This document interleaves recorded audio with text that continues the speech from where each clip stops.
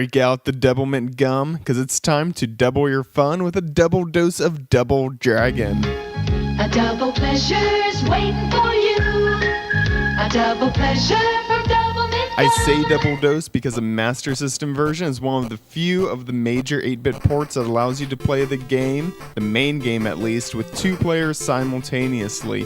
This alone makes the Master System version the one to get. I mean, what's a beat 'em up without 2 players going at it, fighting it out together, couch multiplayer.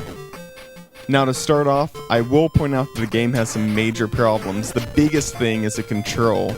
It seems almost impossible to take out an enemy without getting hit. That is if you're playing it the way that it feels like you're supposed to be playing it, by going in and just punching the enemy. You can get by without getting hit by using a weapon or just spamming the jump kick constantly. Moreover, jumping is a pain. The Master System only had 2 buttons. This really hurt the game. One button kicks, the other button punches.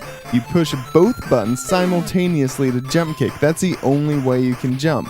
This configuration was very common for the era, but I would have liked to see an option where one button jumps, the other button attacks. It's not punch or kick, it's just attack. You can do that with 2 buttons.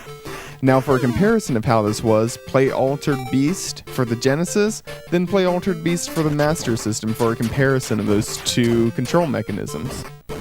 I suspect most of those problems are just a side effect of how early the game was. The beat-em-up genre really matured with games like Final Fight and Streets of Rage. It was really during the 16-bit era that beat-em-ups got really good. Double Dragon was one of the grandfathers of the series. The play mechanics just weren't down pat at that point. It may sound like that I hate the game, but I don't.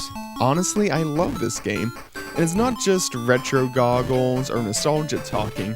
Playing at it subjectively, I really like it. The game that I played as a kid was the NES version. Whenever I first picked up the Master System version, I honestly really didn't like it that much. The controls were really bad. At least I thought so at first. But they aren't game-breaking, they're just different. You kind of get used to the 16-bit beat-em-ups like Streets of Rage.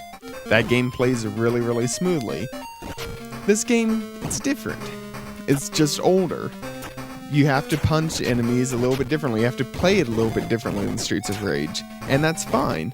The fact is, it's very enjoyable. There's something really satisfying about the early beat-em-ups. And this game was the best of the early beat-em-ups. This is a game where I think the good really outweighs the bad. Double Dragon is a really fun game on the Master System. If you're interested in the history of games, pick up Double Dragon. It created a huge segment of pop culture back in the day. We would not have had Streets of Rage if not for Double Dragon. At least I don't think we would have. The other thing, if you're a fan of beat-em-ups, pick it up. It's not an expensive game. You can pick it up for a few dollars. You can pick it up complete off eBay for about $10. Now, if you're just looking for a fun beat-em-up, get Streets of Rage, pick Golden Axe.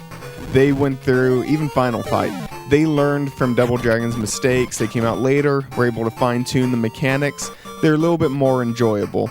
But Double Dragon, really fun game. One of the few beat-em-ups on the 8-bit systems. One of the few beat-em-ups on the Master System. Worth picking up.